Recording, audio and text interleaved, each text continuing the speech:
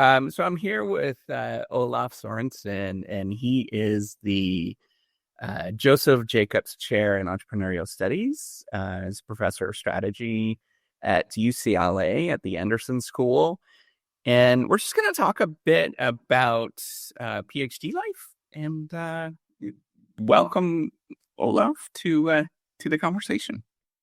Thank you. It's good to be here. I'm looking forward to it. All right. This is very cool. So I guess where I'd like to start is, how did you ever get interested in pursuing research as a career? It seems kind of a strange thing that not too many people do. Yeah. So both my parents are academics, although they taught at, liberal arts colleges. Although because both of them were academics, I sort of swore that one thing I was not going to do was academia. But then, so when I was a, senior in college, my plan was to go into management consulting, which was, the tried and true path for so many undergrads. So I went and was doing interviews with, McKinsey and BCG and all the, kind of usual subjects. But that was 1990. And, sort of there was a little bit of a recession in the fall of that year. I remember, I think it was Bain laid off like a third of their whole workforce. And so all of the consulting companies basically just shut down undergraduate recruiting, because why not just hire somebody who's actually experienced instead of, a new undergrad? So then I was like, well, what am I going to do? And thought that a good way to sort of wait out the recession was to go to grad school. So I applied to some grad schools. And then even in grad school, I still wasn't sure that I was going to do academia. Actually, I'd done consulting the whole time that I was, sort of on my own. I'd done some consulting with a company, and they had offered me a position. They wanted me to start a subsidiary. So they'd offered me basically a position to be the kind of president and founder of the subsidiary, data analytics. Was thinking like I would probably do that, but my advisor and dissertation committee encouraged me to apply to jobs, and I got a couple of offers. So then I decided, well, I'll try out academia for a few years. So did you not do a master's degree then? You went straight into Basically, I had a little bit of circuitous grad school. So I first started at UNC Chapel Hill in sociology. Wait a minute, sociologists, they actually know something. Yeah. So, but I wanted to do, I was interested in studying organizations, but the people that were doing organizations there weren't really doing kind of a version that I would found that interesting. So actually I quit grad school, and then took a year off and reapplied to other graduate schools. And so that's when I ended up going to Stanford sociology as well. And that was, you found your home a little bit more, essentially, is what you were saying. Yeah, Stanford was great. I mean, at the time it was like, it just had an incredible organizations faculty, right? Because, Mike Cannon was there, who I ended up working with. I was really interested in kind of more quantitative approaches, to especially to the kind of theory side. But you have Jen March, who is also, one of my co-chairs, and Bill Barnett, Joel Podolny, Dick Scott, who else was there? So maybe because this is, there is a lot of people from around the world that are probably perhaps interested in research. Maybe you can give, a little bit of synopsis of what these people are interested in. So each of these Yeah. So it was a pretty interesting organizations group because, they all had very, or, they had somewhat different perspectives, right? So, Dick Scott was very much in the sort of the institutional kind of school, thinking about organization, oftentimes non-commercial organizations, things like nonprofits, governments, but the running as organizations and how that influenced the environment for other organizations. So the rules that they had to play by and the norms for operating. Um, Mike Hannon, sort of founder of organizational ecology, kind of applying the ideas of biological research on ecological systems to organizations, thinking about competition and more recently legitimation, access to resources. Joel Pedonli did work on status at the organizational level. Bill Barnett also did work on organizational ecology. Jim March is probably best known for his work on organizational decision making. But lots of different interesting work over the years. He started out as a political scientist, and one of his early papers was thinking about the organization as a political institution, where you've got different coalitions that are negotiating with each other, or kind of what direction the firm's going to take. After his own experience in running an organization, because he was the founding dean of social sciences at UC Irvine.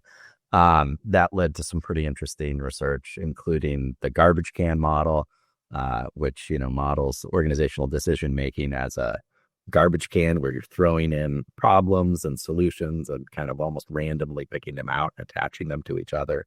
So there were lots of interesting ideas that were all around organizations, but very different perspectives on how organizations operate. So there's two interesting things I'm thinking about. Maybe I'll start with the first one that might be of interest to the people that are following along. Uh, you had mentioned that you could have been the founder of a company or a startup company and perhaps made a phenomenal salary, or went off and become a titan of the world. Instead, you went into graduate school and kind of did this wandering process of, is this for me? And how did you arrive upon going from that very concrete world of that you're pursuing success and money and all of that kind of stuff to this more eclectic profession that we're supposed to do? I mean, I think even when I was doing consulting and sort of the kind of data analytics, they didn't call it data analytics then, but what now we would call data analytics work. I mean, what I always liked about that is it's like problem solving, right? And what I like about academia is basically we're kind of almost like professional problem solvers. And there's always new problems. You're always kind of learning new things and, kind of thinking through approaches. So, I've long said that, research is consumption, right? I mean, it's, most of us would get paid more if we did something different. But part of what makes this job enjoyable and satisfying is, doing something that is sort of intrinsically rewarding. And for me, sort of doing the research and problem solving is intrinsically rewarding. Yeah, the challenge aspect or the uphill battle all the time, the sort of mountain climbing aspect of this is fairly rewarding. It's as much as it is to climb mountains or to climb Mount Everest, and when you pass by somebody that's actually frozen into the mountain, I'm assuming it's probably a very, very similar experience. Yeah, I mean, I think, so one of, kind of Jim March's sayings and, kind of principles was that, if you wanted to sort of be satisfied, the pleasure needed to be in the process. And I think that's right? Like you need to enjoy what you're actually doing, right? So if the satisfaction that you're getting is just reaching the top of the mountain, like that's going to be really hard, right? Because those types of rewards in academia are, relatively far and few and far between. Um, but if you actually enjoy, the process of doing the research, the process of, I actually really enjoy writing, right? Process of writing. Um, then, that's happening on a daily basis. So, I think that that's a large share of what can make this profession, um, enjoyable. Hmm. So yeah, and just so for me that the writing is tough. It always Yeah. has been enough. But the problem solving or the challenge or like, hey, that's a curious thing Yeah. is always there. Um, the other thing that I wanted to talk about that was really interesting that I think a lot of people don't see, at least it's not talked about in popular culture, is that a lot of these folks that have been very, very influential have very eclectic backgrounds, right? Like this, like, maybe they're in political science or sociology, and these are fields that um, I would say don't get a lot of play. I think political science gets some play in popular culture, but sociology would not. Um, what do you have to say about these particular fields that are somewhat um, that are maybe not getting the credit that they deserve? And why is it important to study this in terms of understanding the business or even government um, world that we see around us today? Yeah. Um, I think sociology at times has gotten more attention, and political science for sure has definitely gotten more attention. I guess you're sort of thinking relative to economics, which it has certainly been more successful. I think a part of it is, is uh, let's say, to take a very kind of institutional theory answer, part of it is, like the very mathematization, I think, of economics gives it, some legitimacy. Right. So it feels more like a hard science than a lot of political science, although there is, an area of political science that's all game theory. Right. So that's very uh, quantified. But a large share of political science is also more like comparative historical. We're sort of doing kind of more case based and qualitative research. Sociology empirically, I think, has gotten more sophisticated, but theoretically tends to be pretty much kind of verbal theory. So I think that's kind of one aspect of it.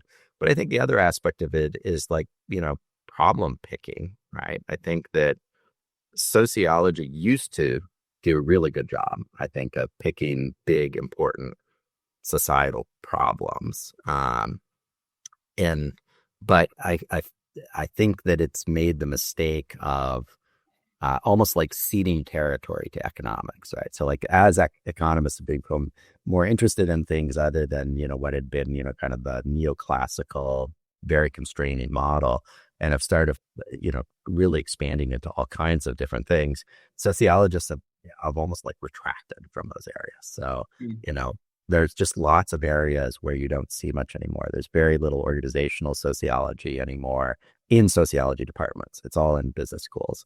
There's very little economic sociology anymore. Demography feels like it's shrinking.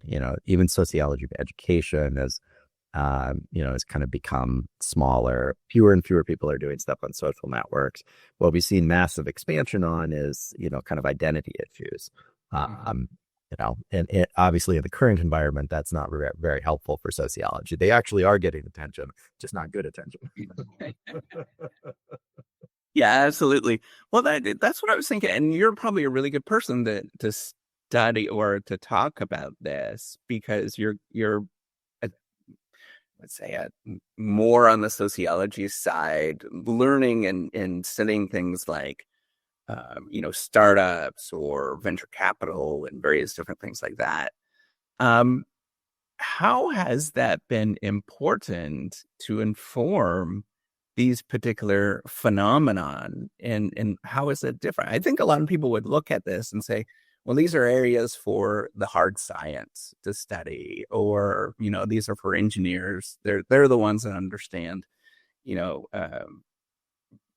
startups, and only engineers should be doing startups. What has been your perspective in understanding how all of this evolves over time? What is the sort of social structure behind, Sure. I the mean, creation of new products? right. So most of my, most of my research has really been thinking about what I would call the resource mobilization process. So, there's coming up with the idea itself, right? I've done a little bit of research in that area, but not a lot. But then there's like, once you have the idea, you need to put together a team, you need to get funding, um, you know, attract customers, that I would think of those as all being different types of resources that the entrepreneur needs to put together. And, it's a really difficult problem for the entrepreneur. It would be one thing if you're independently wealthy, right? And you can just go out and buy all these things, then it's not so hard. But the problem is the typical entrepreneur doesn't really have much in the way of resources. And so, it's a combination of, sort of persuasion, and, kind of trust and, oftentimes social exchange, that people are using in order to get employees, to get funding. And that's very much, a social process rather than, obviously it's economic in the sense that there's exchange, but what's being exchanged for those resources are not other resources, right? And so, I've typically looked at this as being a function of social networks. But I think there's other ways of looking at the problem that are also, kind of social, psychological, social, sociological that are interesting.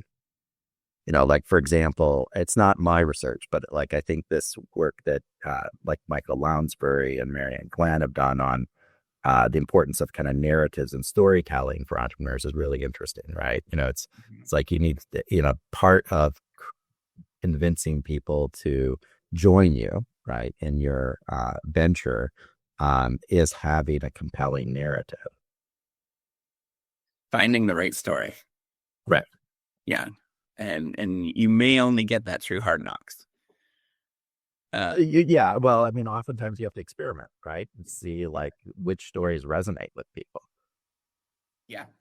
That's exactly it. But that's the positive way to say it. But another positive way is that you just have, a lot of no's along the way.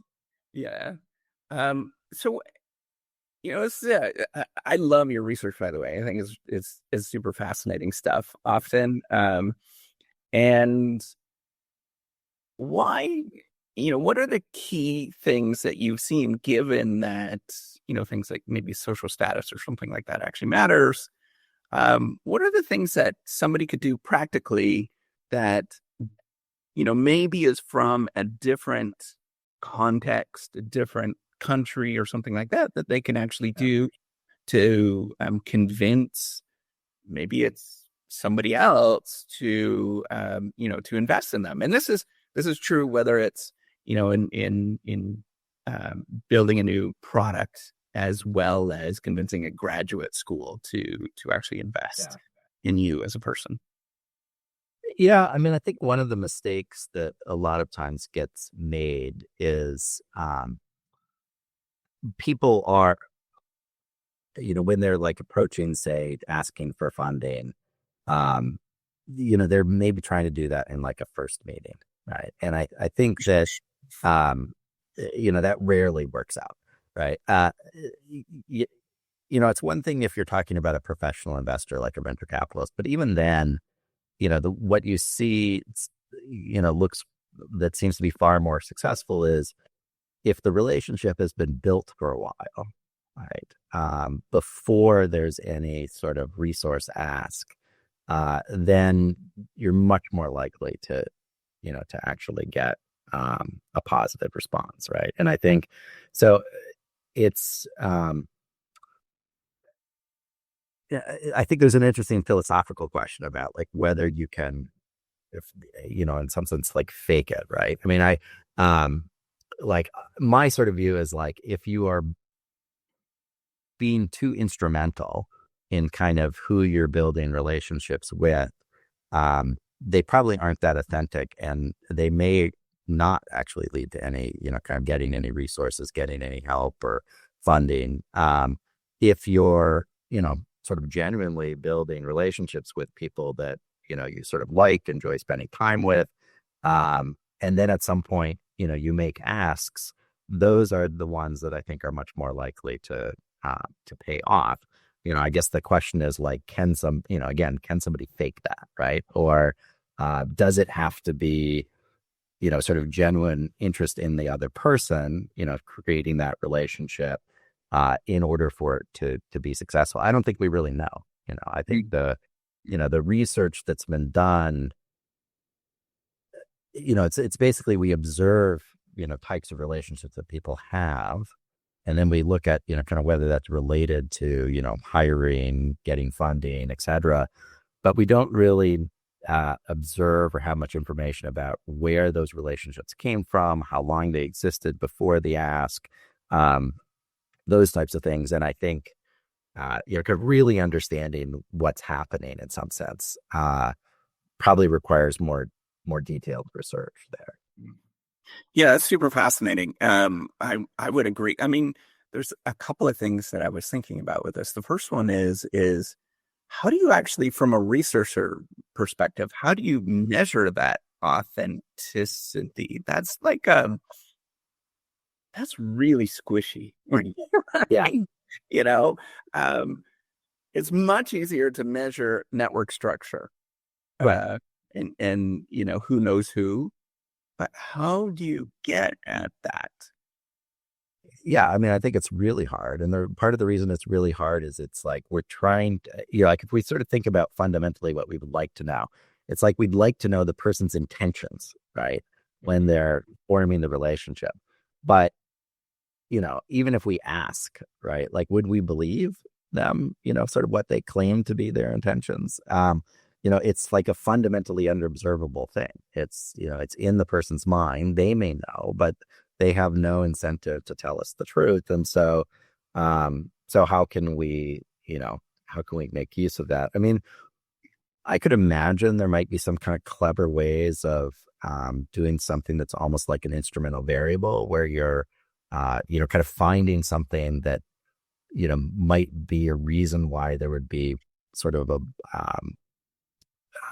sort of a more intrinsic motivation for forming the relationship. Or, the other type of approach that we've seen is where what we're measuring, instead of actually measuring the relationships, we measure the exposure, right? So we measure whether or not somebody had like the opportunity, they met somebody, they could have formed a relationship, and we basically make use of the exposure information, kind of trying to do our empirical analysis instead of, the formation of the relationship, which becomes endogenous to a lot of things. Mm-hmm. Mm-hmm. That's I was thinking about. I think it's a study by Bruce Kogut from a few years ago about the RFID. They had like a bit. It was like a meeting or something like that, and people were wearing RFIDs and was looking to see how well they actually mix together. I think the title is "People Actually Mix at Mixers," which I think is a very clever title. And in turn, they found out that they didn't. Right, like we just kind of naturally cluster together to with our own networks and own friends and things like that, which leans some credence, I guess, to the idea that things take time to build legitimacy. Right. Right. Um, No, I mean, absolutely. I think, you know, the, the, sorry, I'm thinking of whose book in Blau.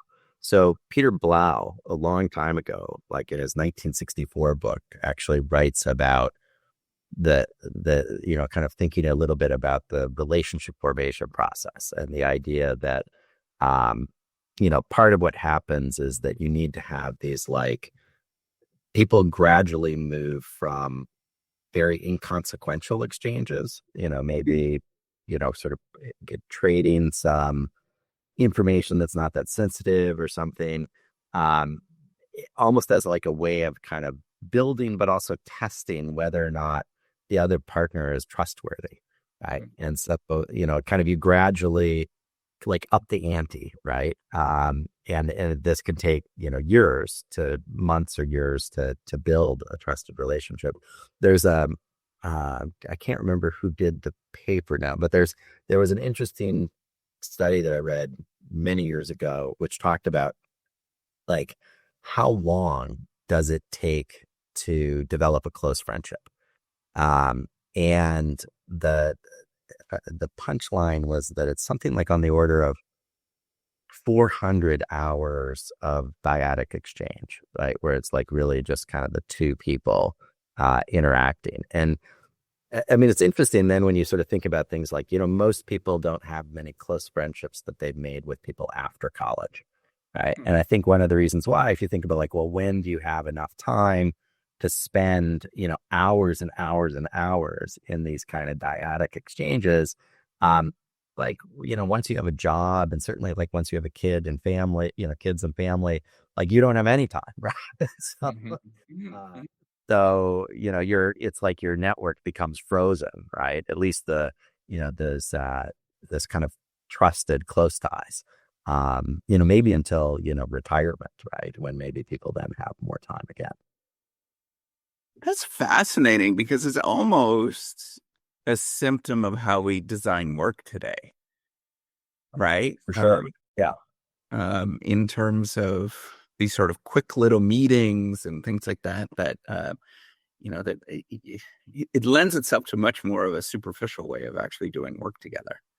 I think that's right. And I think remote work, is even worse on that, right? I mean, because then you typically are only sort of connecting with people when there's like a question or a topic that you want to discuss. It's like directed. When it's very strategic, right? Yeah. You're trying to get something out of it, directed. Yeah, absolutely. Yeah. So, changing topics. This is, and by the way, I think this is very, very fascinating. You had mentioned that, you're sort of managing family life or all of that. How are you able to do that being, from what I understand, you're fairly successful as a researcher, as a scholar. How are you able to balance all of these worlds that go on? Yeah. Yeah, I mean, it's hard. I mean, I think, I've got 3 kids, so, and they're now 13 and 11 and 11. So basically once we get to, 3:30, 4 PM, the rest of the day is kids activities. And the weekend is basically kids activities. So, I mean, I think that, the two things that I try to do is, one, I get up early. So, I'm usually up by 5, which gives me a little bit of a window, before the kids get up, where I can get stuff done. And then I try to be pretty careful about blocking some time. So, I try to cluster my meetings and things in, 2 or 3 days a week so that then I have some fairly unbroken time that I can devote to, kind of writing, research. I think the other thing that I mean, I've never been somebody who I think was easily distracted in the sense that like I never was like much of a web browser or, like on social media or anything. But I think I've become even more focused during the time that I'm working. Right. So I don't have a lot of time. So I really am kind of trying to get stuff done. I do think that felt like this was true in graduate school, even like there's a dangerous trap where people think that like more is always better. And there were people like I had fellow grad students who would spend, they'd show up in the office 8, 9 in the morning and they'd be there until 9 at night. But, they weren't that productive, right? Because what would happen is they'd get a little bit of work done, then they'd get, kind of tired, then they'd start, having, they'd spend a lot of time socializing or, not really browsing the web then because it was the, early 90s, but, doing something and not really being that productive with their time. I think there's something to be said for which is hard, I think, in academia, to separate the sort of the work time and the non-work time, and to, not let the, kind of the work just bleed into everything. Yeah, I also think too is that you have to actively work at not feeling guilty about not working, right? Like I think that the incentives are there to lie. There's very clear incentives always in the academic game of what it actually means. And, converting requires you to actually achieve that, requires a certain amount of writing. And that incentive is so clear to you. It's kind of like, the Jim March idea of exploration, exploitation, right? So exploitation, you have immediate rewards, very clear, and you're going to work towards that. But then there's this idea of exploration, which is much more broader, and doing things that are often irrelevant at the time that may lead to something that's a little bit bigger. And I often think about this trade-off alone, but it's not only about that there's this trade-off, but it's like managing that guilt that, hey, it's really good often to go spend time with family and friends and, doing those kind of things as well. Yeah. Yeah. No, I mean, absolutely. I mean, I think the thing that is hard to fit in, kind of speaking of this kind of exploration, exploitation, I used to spend a fair amount of time just reading things that were totally unrelated to, research that I'm doing, just stuff that like, I had no idea that it might be interesting, but, just learning about different subjects, sometimes not even social science. And that I feel like I've had a hard time kind of maintaining. Right. So now most of that reading is confined to my vacation. Like, so we, when we do our summer vacation, I usually bring 4 or 5 physical books, try to unplug from email and internet and just read physical books, but it's not the same level as it used to be. Yeah, I kind of feel the same way too, in terms of that. The sort of exploratory stuff is very challenging to keep up with, and there's always something new. There's always more interesting things that are present. But you were able to balance that over the lifetime of the body of work that you've created is actually quite substantial. So you must have figured something out with this. Yeah. So tell me a bit about this new application or software that you're part of. Isn't it an academic advisor? Sure. Yeah. So I joined about a year and a half ago. Joined this company called Breakout Learning as the chair of their academic advisory board. So what Breakout Learning does is they have a platform that facilitates small group discussions. So it's basically like, imagine that you have, sort of 3 to 6 students who are essentially in like a Zoom call. And the platform usually gives them some prompts on kind of questions that you'd like them to discuss. It might be related to a case. It could be related to another reading material or even a news event or something. Then, they discuss it. And then the AI is sort of sitting in the background, recording, transcribing that. And then I think what's really interesting for the instructor is that it's categorizing what they're talking about, and also making some assessments about how sophisticated their discussion is um, on those topics. So is it just kind of factual? Are they doing analysis? Are they actually, kind of applying topics across settings? And then the instructor sort of can go in and see all of that in a dashboard, and, click in even on like what individual students are talking about.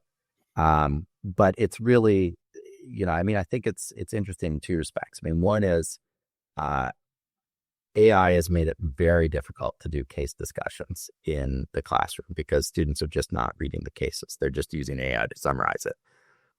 But this has this it's not about the AI. What's interesting about this is that it's almost like the social technology, right? The fact that they have to have this small group discussion with their peers. I think, they don't want to show up and have all their peers realize they didn't do anything. So they actually do then prepare.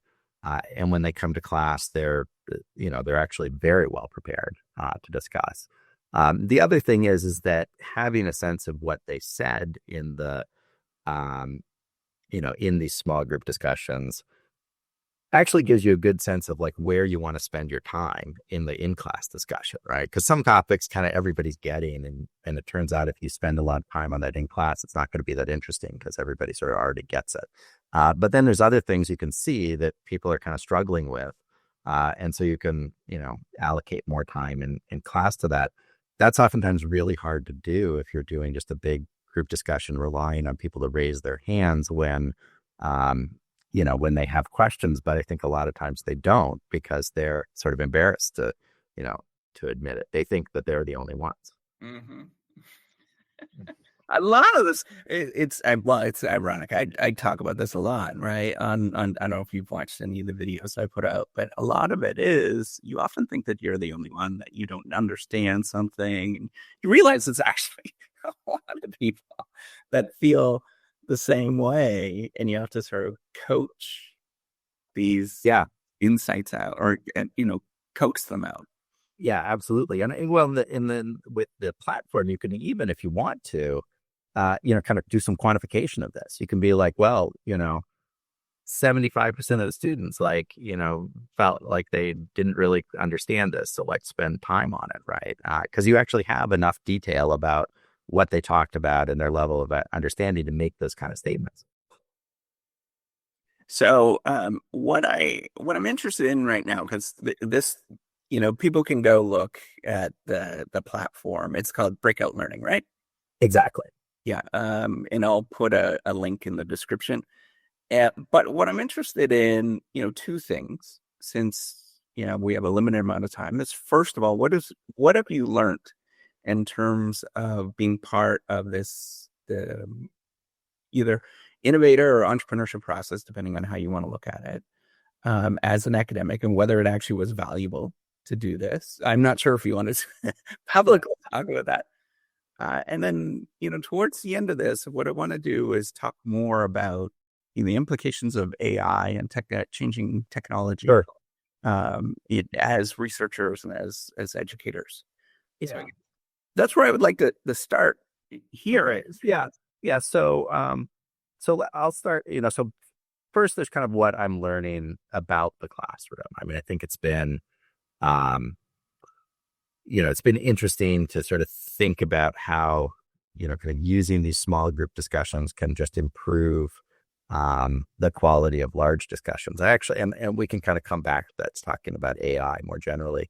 But I think in some ways, some of the most interesting things have been seeing, kind of upfront how this company has been developing and evolving. One of the things that's very different about it from a lot of startups that I study, that I've, kind of been involved with before, is that the founder of this, Ramit Varma, is a very successful entrepreneur. So he already had one venture called Revolution Prep, very successful exit to private equity. Um, and he's basically, more or less self-funding breakout learning. Um, and I think that, because there's two things. So one is, there's a fair amount of financial resources there. So, most entrepreneurs are having to make these like trade-offs, like basically like, where do I want to put resources? There's not that kind of hard constraint here, right? I mean, obviously you don't want to do things inefficiently, but if it's something that's worth spending money on, you can just, they can just spend money on it. And I think the other thing is that, because he's grown and run a large organization, he has an appreciation for what types of things you would want to put in place early so that as it starts to scale, it sort of doesn't trip up in that process. Right? I think like academically, I feel like we've spent a lot of time focusing on the very early stage, right? Like the founding team, like getting that first investment, finding product market fit, and surprisingly little on, how you get from, let's say, 100,000 a year in sales to 10 million in sales. And yet, if you talk, I've talked with a lot of entrepreneurs about this. I think like your average entrepreneur would say, it's easier to start than to make that 100,000 to 10 million transition. That's what's oftentimes really hard. And, so like simple things like, he realized at one point that, there was some problems with, basically with just like the UI, right? It had nothing to do with the actual sort of features, but, people have to log in and kind of get set up and so, like within a week, he had hired a full-time, quality control engineer. He had actually had the entire basic organization essentially shift over for a short period of time to kind of stress testing and figuring out, well, where would this go wrong? Because he thought it was, that important to making sure that, it doesn't sort of trip up future growth to get this right, kind of now. And I think a lot of organizations that weren't as well resourced or that didn't have this experience, a founder probably would have, sort of let that fester in a sense, right? Like, well, we'll work on it, but it's like just another one of the kind of set of problems we're going to work on while we're doing other stuff. Yeah, I think Hazir Ramadad and uh, Nelson Phillips. No, Phillips, yeah. Yeah, they have a paper on this, essentially, like firefighting problem that you start developing over time, as you let these little problems propagate up.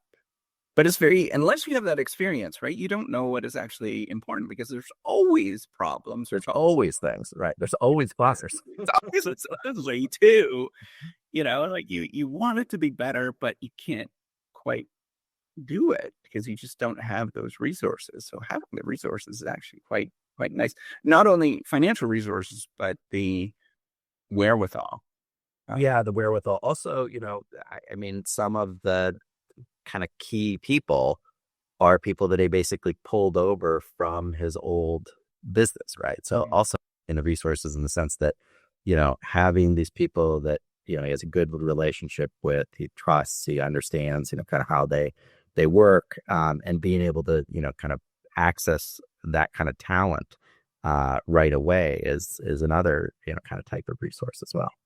Yeah, it tends to be a very difficult thing of trying to convince people that are talented to belong to something that is, you're just making up on the fly. Right. I think that's often very, very challenging. The question that I was thinking about as you were talking about that he was well funded is, how does this change the relationship in terms of the decisions that he makes, particularly those, in Silicon Valley? You're more in that kind of culture where they have to get venture capital and all of that kind of stuff. And venture capital tends to put very tight restrictions, or they can, right? How does that funding structure change the questions and approaches that you pursue? Well, yeah, I mean, I think one of the big differences, so he's not taken any venture capital, and I think it would look very different if it were VC funded. So, the because it's like bootstrapped basically, right? Even though it's fairly well funded, the focus is still to some extent on like what do we do to get to be cash flow positive as soon as possible, right? So like how do we make this a sustainable business economically? Um, and the I think part of the problem for with VCs for a lot of founders, and why I actually think oftentimes VCs are almost like blowing up companies because they're so focused on getting that big exit, right? That they'll encourage companies to do things that not only are not moving to a sustainable model, but are maybe even making the business less sustainable, kind of in the interest of possibly getting that home run, right? So, we're gonna, like in this case, you could imagine, well, instead of kind of figuring out what the right price point is and kind of figuring out the relation, kind of the right relationship to the cost of providing the service versus the price that they're going to charge. I think if it were VC, they would say, look, just get, market share, right? Like go out, basically price it at a level that's probably not, that's losing money on every, incremental unit, but push out and get as much market share as fast as possible. Um, and, and, there's a world in which that, that could work, right? I mean, that could be the way that you get to be a unicorn, right? And get sold, but also, it puts it in the company a very precarious position because it's now reliant on getting these VC injections of capital, rather than being able to sort of live off of sales. Mm-hmm. Mm-hmm. Well, the other thing too is that the definition of success tends to be very different, though, too, right? It's that exit, and it could be making a sale to, I don't know, Google or whatnot. Right. It is a great exit, but then Google doesn't care about it, and they're gonna, Yeah, that's right. You could go for a partner that's not going to care and just going to let it die. I mean, the other thing is like the size of the exit, right? So, like if the founder ends up down having only, kind of 25% or, less maybe ownership in the company, then, even like $1 billion exit may not leave the founders sort of that well off, right? But if you own 100% or the founders plus the employees own 100%, even a smaller exit starts being pretty attractive. it changes things a lot. Right. Yeah, it's fascinating because I think that that's a different story than what is often told in like MBA cases and things like Yeah. that. Even I was talking to somebody at the Harvard Business School a few months ago, and they're encouraging people to even do like these small, mom and pop shops that would have been disqualified as Yeah. legitimate businesses. But if you start looking at some of the economics of this, if you open up a garage, for example, like a mechanic shop, so that would be actually quite profitable, particularly if you own everything. That's right. That's right. No, that's right. Or, and especially if, that might become a chain, right? Where you have more than one location. Exactly. Like, some of these are, can be quite profitable businesses. I agree. I think MBAs are coming around to that more in the sense that we're, seeing more interest in, uh, you know, entrepreneurship through acquisition, which is oftentimes focused on more of these types of businesses that are, less tech, but maybe very, profitable businesses to own and run. Yeah. So my wife's a veterinarian, and they just went through. It's still going through this consolidation that's happening across much of America. It used to be like little small shops, and they're being bought up by these larger conglomerates because it's profitable. Yeah. To do so, and a lot of these folks actually don't want to run the business part of it. It often tends to be a little bit tedious. So given that, why did you choose to go into an education startup like this, particularly, with the onslaught of AI that's coming in? Um, one of the critiques that I often get, so I'm building the whole reciprocity project, as we talked about before, and the critiques is, well, AI is going to do all of this stuff eventually. Why worry about education? Right. What do you see with this in terms of the onslaught of AI? Is there room for good quality education, at Yeah. UCLA or otherwise? I mean, I think there is, but I think that, we need to think about how AI and the sort of availability of AI is going to change the value of different types of skills, right? I think we still don't know exactly, but to give you, kind of one example of something that I've been, kind of integrated now into my entrepreneurship course. So I used to do this thing where they came up with an idea, uh, they would give me a paragraph, and then I'd give them feedback on, well, these are things you should maybe think about, right? With this idea. Now I've got AI. Basically, I say, write that paragraph, but feed it into ChatGPT or Claude or your favorite, LLM, and give it some prompts around, play devil's advocate. What could go wrong with this venture? And then I'd say, well, then take that and ask it for some possible solutions. And so the thing that's interesting about what you get out of the LLM is that it's most of the things that are really big problems are in there, right? But it's a subset, right? Like, so there might be 2 or 3 things that really are issues with the idea the person has, but, ChatGPT is going to give them like 10 or 12. And then when it suggests solutions, there's going to be a couple good ideas in there, but it's going to give them 10 or 12. And so the skill, or what I grade them on now, and what I think, they need to learn there, is kind of judgment. Like, how do you decide which of the problems that are being identified, which of the solutions that are being proposed are really the ones that are worth focusing on, and why? Uh, and that's a little bit different type of skill from, kind of brainstorming those in the first place. So, I think one of the things that's likely to become more important, with AI, is particularly verbal communication skills, and oral, when you're talking with other people. Written communication, AI can do a lot, all right, in terms of improving, kind of writing, automating writing. But when you're actually interacting with people, kind of one-on-one, or, in small groups, like, it's much harder to think about AI sitting in, an earpiece in your ear and telling you what to say next. And so one of the things I like about, kind of breakout in this, kind of move in terms of ed tech, is that this is giving students a lot of practice in, those kind of small group discussions, kind of interacting, the give and take, being able to persuade their classmates of a particular point of view. And I think those are skills that are actually going to be more valuable, as it kind of AI becomes more ubiquitous, and, begins to, kind of crowd out other types of skills and tasks. Yeah, and it's not only about just judgment as well, but it's that implementation, right? It's the Yeah. repeated judgment, the repeated making decisions over and over and over again that actually tends to be very important.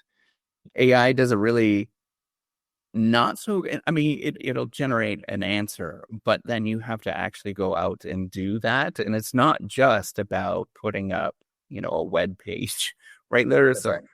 a lot more to building a business, or establishing something that is Right. Right. that. I mean, managing people, right? I mean, maybe, AI can do a little bit of, certain things for you, but a lot of that is, kind of an interpersonal skill that I think will be very hard to replace. Yeah, and certainly it does a better job of, like, replying to emails for sure. It could be a lot more nicer person, or reviewer letters for sure. That's right. Um, so given that we're almost at an hour at this moment of your time. And my audience tends to be on the Reciprocity channel, tends to be a lot of researchers, a lot of people that are thinking of going into research. Some people that have made it, quote unquote, made it in terms of, doing research. Is there anything that you would like to tell them based on your lifelong experiences at this moment? And we haven't talked, you've done many different things and you have a very interesting background. Is there anything that you would like to tell them? Yeah, I would come back to, this statement that I made pretty early in our conversation that, research is consumption, right? And why do I think that's important? I mean, to kind of reiterate is that I think it's really important to choose topics and research projects that you find intrinsically interesting to you. I feel like too many people try to pick topics based on what they think is trendy now, or, kind of what's like being talked about in the journals. And those may or may not actually be interesting to them. And then if you're picking topics that are interesting to somebody else, then that I feel like that's kind of tedious. But if you're picking things that, are interesting to you, well, then, doing the research itself is interesting. And, a lot of the things that I've had that have ended up, I think, getting the most attention have been things that actually nobody was really doing research on at the time that I started them. And, they just sort of come around and become, other people realize that those were, kind of interesting questions. Not everything. Some of the things, just kind of I wrote up and, maybe nobody reads, but that's okay too, right? I enjoyed doing it. So I think I would really kind of reiterate this thing. Think about, research as consumption, like given that, like, what is it that you really want to do? Yeah. And a big thing, I love that. So one of the quotes that I probably have fallen in love with the most with Jim March is he said at one point that he was not relevant and never will be relevant. Exactly. And I love that because it gives you freedom, and like you're saying, to be weird, to be unusual. And I think that's it's one of the most important things that we have to do is figure out to what degree we're willing to be weird in culture. Yeah. And actually, honestly, I think that AI is going to increase the value of being weird. That's because if you think about what AI is really good at, right? What it's really good at is taking a bunch of things that we know a lot about and compiling them or integrating them. What it seems to be less good at is, really just, going out into completely new areas and new ways of looking at things, right? It's not surprising, right? I mean, these are basically prediction engines, right, for the next word. And so, if it hasn't been able to be trained on something, it's not likely to, generate a prediction of it. So with that, Olaf, I do appreciate the time that you spent here. And if anybody wants to reach out to you, you can find him at UCLA, and he's in he's teaching entrepreneurship there. He's a professor of strategy. He's pretty well known. And I'll put a link in the description as well. So thank you so much for your time. I definitely appreciate it. Hopefully the audience appreciates you as well. Yeah, thank you. You're welcome. I hope you have a great day. All right. Take care. You bet.